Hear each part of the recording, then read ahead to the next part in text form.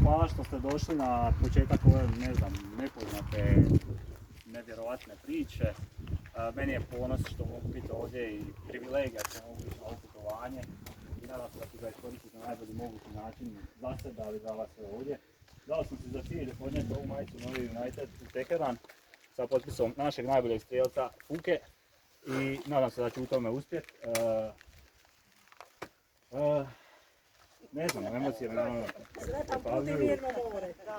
Kad ti bude Volio sa bih srećom. početi, pripremam se već 3 dana, ne znam ni sam šta će se događati.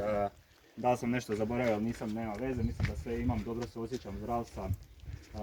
I evo, danas sam odabrao ovo vrijeme, u biti samo da još provjerim da li je sve tu i da krenem, a onda ću poslije ja lagano si tempo prilagođavati.